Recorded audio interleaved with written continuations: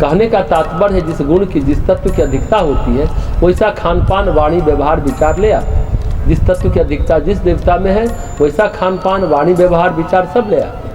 हमेशा हमें ये सोचना चाहिए कि हम अपने खान पान वाणी व्यवहार विचार में क्या ला रहे हैं, तमोगुण ला रहे हैं या रजोगुण ला रहे हैं या सतोगुण ला रहे हैं। अगर वाणी में, आचार विचार व्यवहार में सतोगुण है, ईश्वर आपके लिए स्वाभाविक सहचर होंगे, दिव्य शक्तियाँ देव शक्तियाँ आपके लिए स्वाभाविक सहचर बनेंगी। अगर आप तमोगुण में हैं तो प्रेत पिशाच आपके स्वाभाविक सहचर बनेंगे, और रजोगुण में है तो कामार्थी लोग, भोगार्थी लोग स्वाभाविक सहचर बनेंगे। ऋषि मुनि स्वाभाविक सहचर होंगे, ईश्वरनिष्ठ लोग आपके सहचर होंगे सतोगुण में। लेकिन गोस्वामी जी यहाँ कहते हैं कि गुणों के चक्कर में रहोगे तो सन्निपात हो जाएगा, तीनों गुणों से पार जाओ।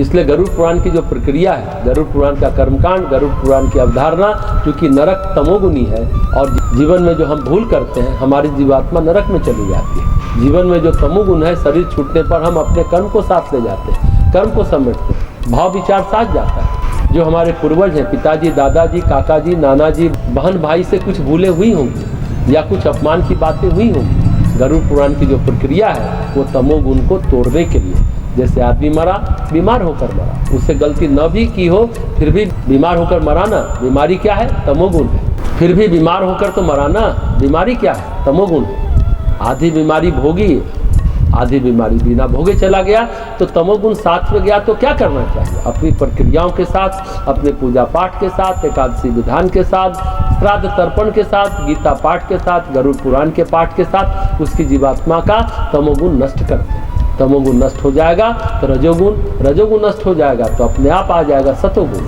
प्रेत लोक से पितर लोक चली जाएगी जीवात्मा, प्रेत से पितर बन जाएगी, प्रेत का अगला प्रमोशन है पितर, जीवात्मा पितर लोक पहुंच जाएगी यानी रजोगुण में पहुंच जाएगी।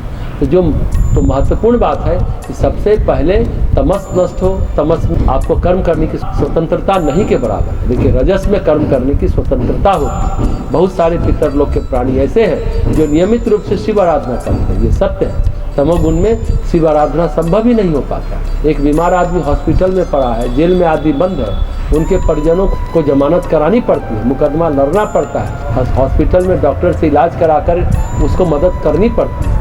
वो खुद से कुछ नहीं कर सकता जो हॉस्पिटल में या जेल में है। तो गरुड़ पुराण वही है, आपके परिजन किसी कारणवश, किसी कर्मवश हॉस्पिटल पहुंच गए या जेल पहुंच गए तो परिजनों का दायित्व है, उनका कर्तव्य है कि उन्हें मुक्त कराए, क्योंकि हम उन पूर्व परिजनों का लाभ लिए हैं जीवन का। दादाजी का पैसा लिया, पिताजी का भी पैसा लिया, संपत्ति ली, तो हमारा फर्ज है कि हम उनकी मदद करें। गरुड़ पुराण की समस्त प्रक्रियाएं उसी मदद करने का उपाय है। इसलिए गीता में नरक कहाँ कहाँ है, किस किस रूप में है, इस संदर्भ के साथ यहाँ इसकी व्याख्या की गई है।